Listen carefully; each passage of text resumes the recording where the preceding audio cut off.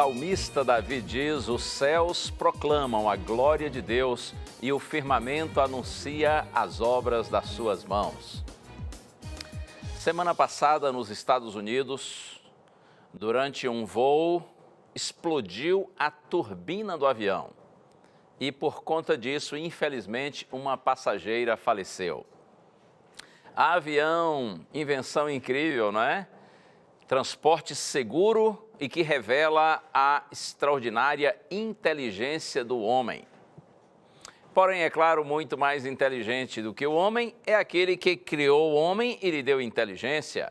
Pensando nele, nosso sublime Criador, começamos agora aqui na sua TV Novo Tempo, mais um Além dos Fatos.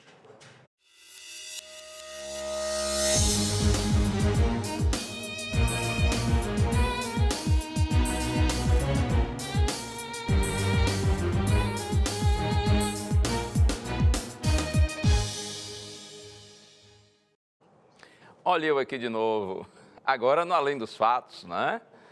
E eu quero dar bom dia para você que me assiste de dia e boa noite para você que está me assistindo de noite. Seja de noite ou de dia, muito obrigado por sua companhia.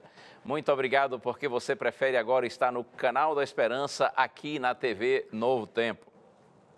Abraços para amigos espalhados pelo Brasil e pelo mundo, começando com Eudália, que é de Curitiba, no Paraná. Abraço também para Fátima de Oliveira, de Juara, no Mato Grosso. E ainda Jéssica da Silva Flores, ela é de São Leopoldo, no Rio Grande do Sul.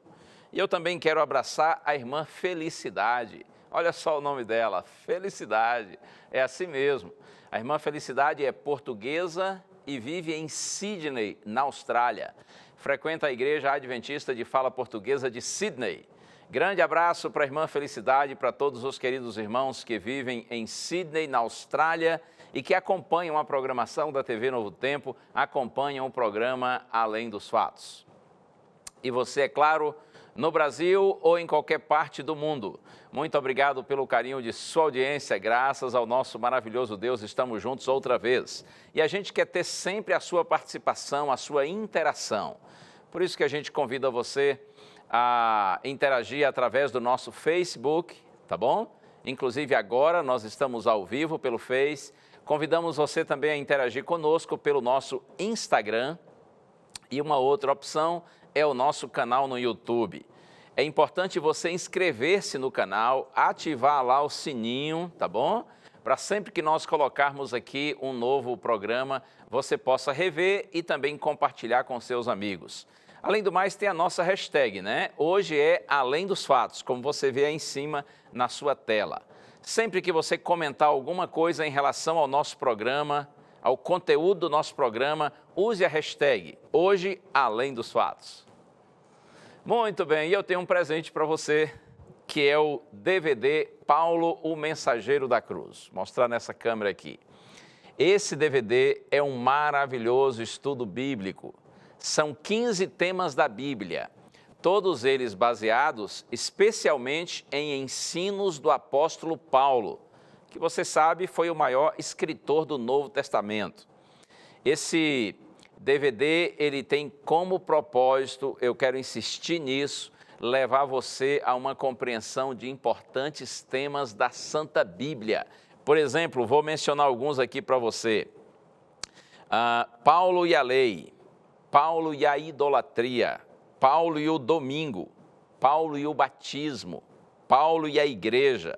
Eu li aqui 5 temas, mas em realidade são 15 e todos preparados com carinho para você. Veja aí esse videozinho. Paulo, um exemplo de fé, cristianismo e transformação. Através do seu legado, compreendemos que apenas Deus é capaz de tirar força da fraqueza, grandeza da humildade e vida da morte. Aprenda mais sobre esse apóstolo com o DVD Paulo, o Mensageiro da Cruz. Adquira hoje mesmo o seu DVD totalmente grátis. Acesse biblia.com.br ou mande um WhatsApp. Muito bem, além dessas formas que você viu aí no vídeo, você pode também solicitar o seu DVD através do blog do programa Além dos Fatos que você vê aí na sua tela. Ou então você liga para a gente em horário comercial, você liga, o nosso DDD é 12, cadê o número aqui? 21 27 31 21, tá bom? 21 27 31 21. Esse é o número do nosso telefone para você ligar em horário comercial. Ou então, você manda a mensagem para a gente através do WhatsApp. O número 12 98100 1615, tá bom? 98100 1615. Na verdade, já milhares de pedidos foram feitos. A Novo Tempo já começou a enviar os DVDs, mas se você não pediu ainda, peça e a gente manda para você.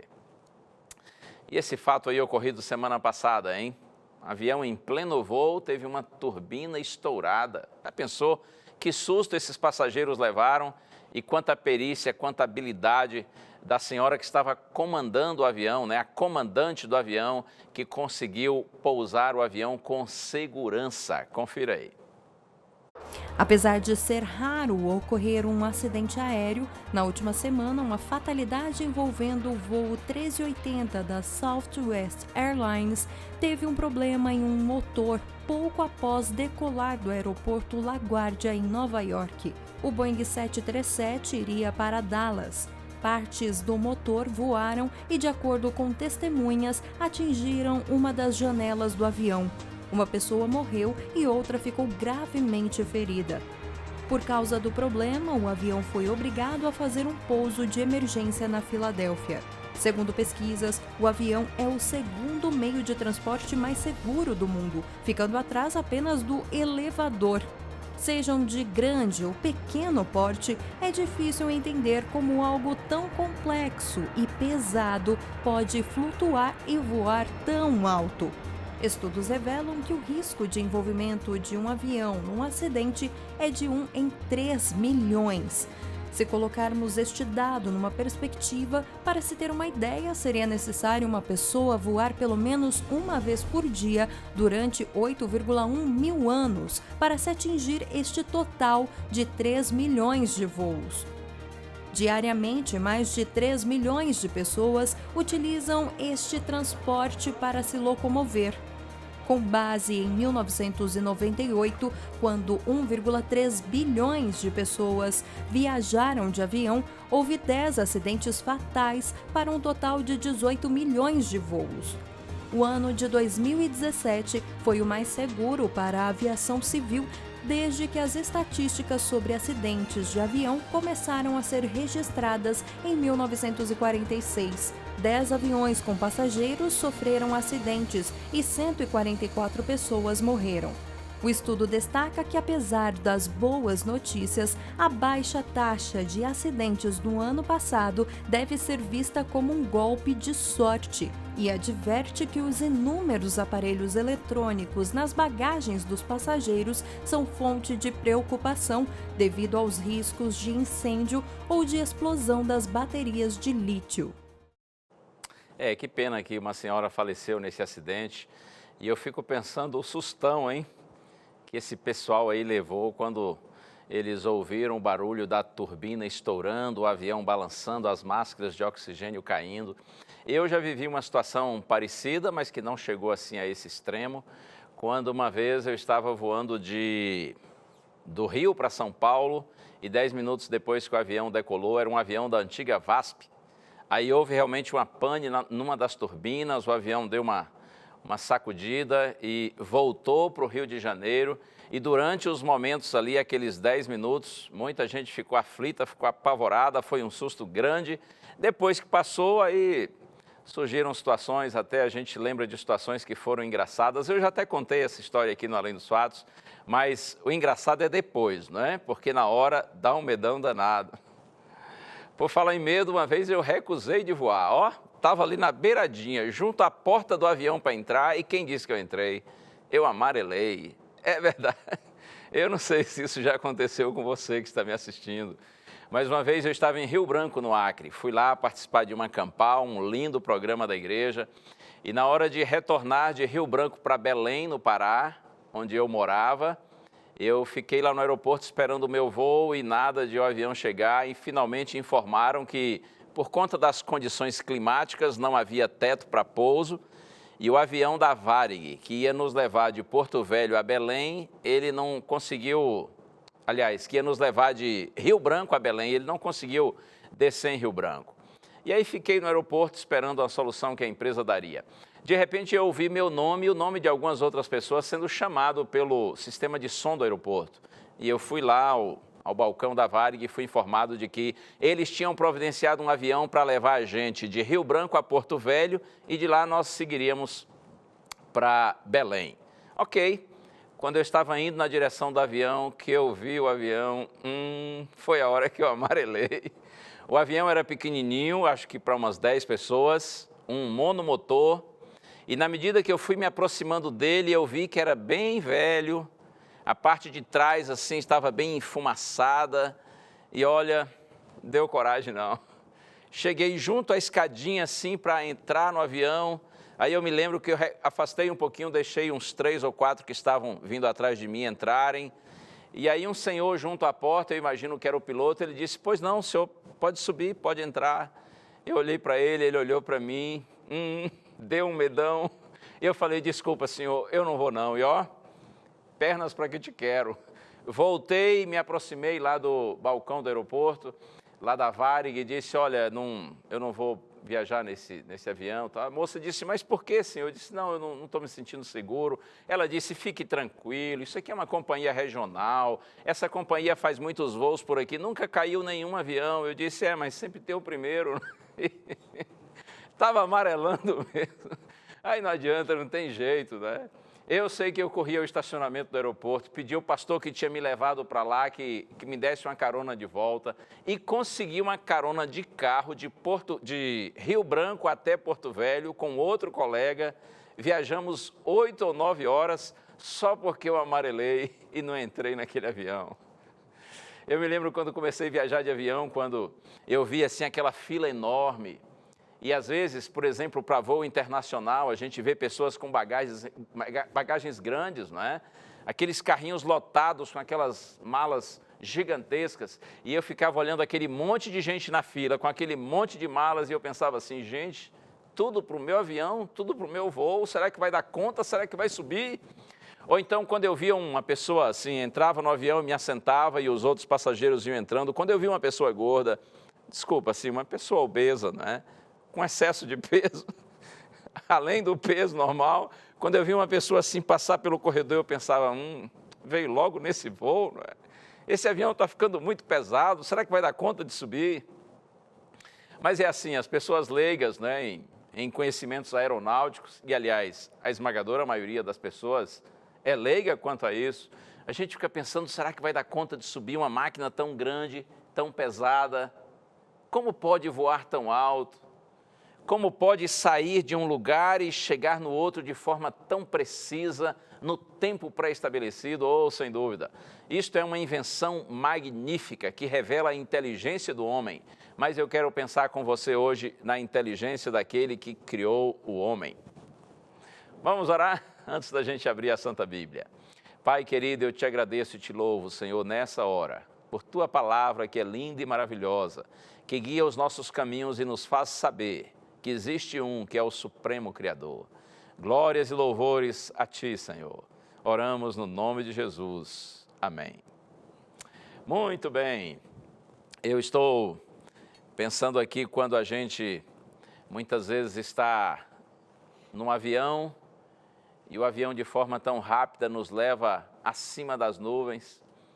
E quando a gente está ali, muitas vezes a tendência da gente é pensar assim, que inteligência do homem, né? Que invenção magnífica. Mas olha, sempre que eu me lembro da inteligência do homem, eu gosto de pensar na inteligência daquele que criou o homem. Quando você ficar deslumbrado com a inteligência, por exemplo, de um engenheiro, de um cientista, de um médico, ou quem sabe de um escritor, de um professor, quando você se deslumbrar, se encantar com a inteligência dessas pessoas todas, não se esqueça de se encantar com a inteligência daquele que deu ao homem inteligência. Quando você voar de avião e estiver acima das nuvens, encantado com essa magnífica máquina feita pelo homem. Então contemple o céu, contemple as nuvens, contemple o sol, talvez as estrelas, e encante-se com o Criador de todas as coisas. Por isso que eu comecei o programa com o Salmo 19, verso 1, onde o salmista diz: os céus proclamam a glória de Deus e o firmamento anuncia as obras de suas mãos. E Davi segue dizendo: um dia discursa a outro dia e uma noite revela conhecimento a outra noite. Não há linguagem nem há palavras, e deles não se ouve nenhum som. No entanto, por toda a terra se faz ouvir a sua voz e as suas palavras até aos confins do mundo. Davi, o autor do Salmo 19, não tinha formação como astrônomo. Ele certamente também não tinha nenhum conhecimento cosmológico, mas Davi via na imensidão e na complexidade do universo as digitais de um Criador. Por isso que ele diz: os céus proclamam a glória de Deus. Os céus estão anunciando o espaço, não é? Claro que ele está se referindo aqui a tudo que a gente pode ver no céu, no espaço, a olho nu, como as nuvens, as estrelas, o sol, a lua, o céu azul, tão lindo. Davi diz: olha, os céus proclamam a glória de Deus. Os céus nos mostram que de fato existe um ser que é supremo, que é extremamente poderoso, altamente criativo, inteligente, um ser majestoso. A ideia de que a observação do universo imprime em nós um senso da glória de Deus. E o salmista diz: um dia discursa a outro dia e uma noite revela conhecimento a outra noite, mas não há linguagem, não há palavras, nenhum som se ouve. No entanto, por toda a terra se faz ouvir a sua voz. Essa proclamação da glória de Deus não é algo audível. Essa é uma proclamação que não fala aos ouvidos, mas fala à razão, fala ao coração. As obras criadas nos dizem que há um Deus todo-poderoso, grandioso e magnífico, que é digno, portanto, de toda a nossa adoração. Um outro texto que gosto também, agora no Novo Testamento, são palavras do apóstolo Paulo. E eu estou indo aqui para a carta aos Romanos, capítulo 1, verso 20. Olha só o que diz o apóstolo Paulo. Porque os atributos invisíveis de Deus, assim o seu eterno poder, como também a sua própria divindade, claramente se reconhecem desde o princípio, sendo percebidos, desde o princípio do mundo, sendo percebidos por meio das obras que foram criadas. Por meio das obras criadas, diz Paulo, desde o princípio de todas as coisas, a gente pode perceber que há uma divindade, há um ser superior, há uma mente brilhante, criativa, inteligente, poderosa, que fez todas as coisas. É isso que Paulo está dizendo, mas olha só, no finalzinho do verso 20, ele diz assim, Romanos capítulo 1, verso 20, no finalzinho do verso ele diz: tais homens são, por isso, indesculpáveis. Se você verificar aqui o contexto, você vai entender que Paulo fala a respeito da impiedade do ser humano, da maldade, da perversão do homem, da sua incredulidade.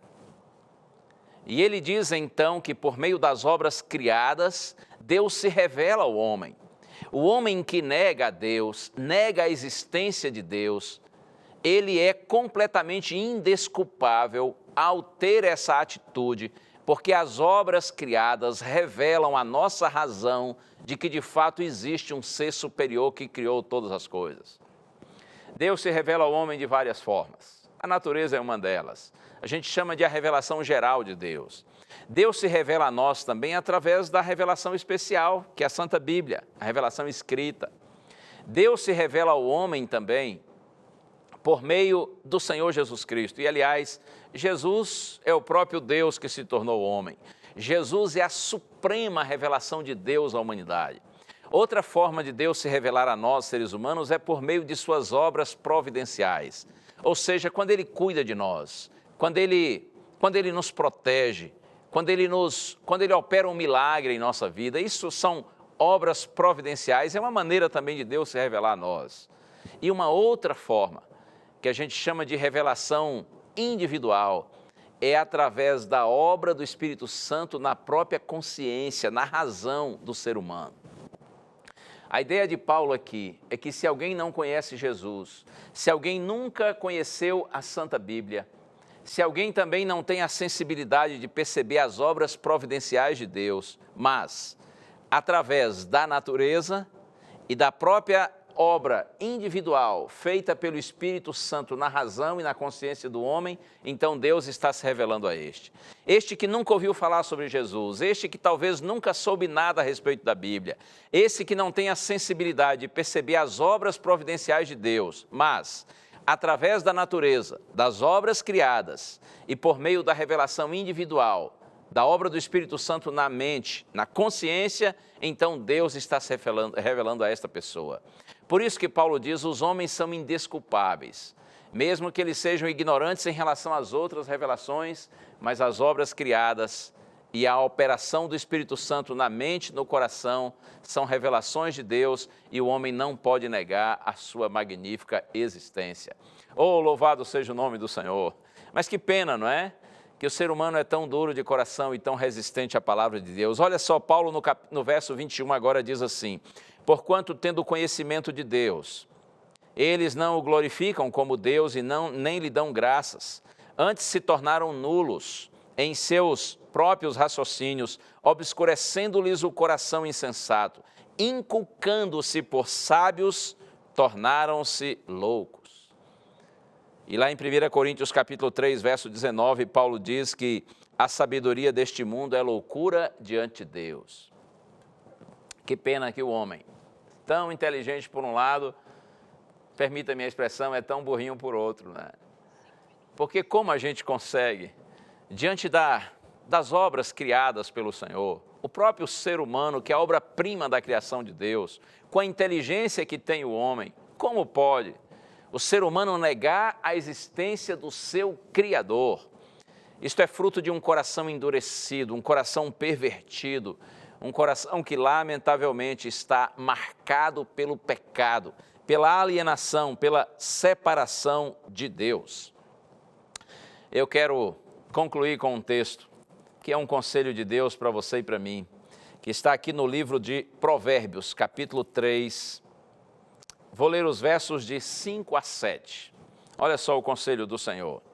Confia no Senhor de todo o teu coração e não te estribes no teu próprio entendimento. Confia no Senhor de todo o teu coração, com todas as suas forças, com toda a sua vontade, com todo o seu entendimento, com todo o seu interior, com toda a sua razão, com toda a sua mente. Confia no Senhor, diz o texto, de todo o teu coração e não te estribes no teu próprio entendimento. Ou seja, não se apoie na sua própria inteligência, na sua própria sabedoria. Porque quando o homem se afasta de Deus e se apoia em si mesmo, então ele se torna um louco, ele se torna um tolo e insensato. E aí no verso 6 está escrito, reconhece-o em todos os teus caminhos e ele endireitará as tuas veredas. Em outras palavras, o que está sendo dito é, lembre-se dele em tudo o que você fizer e ele mostrará para você o caminho certo.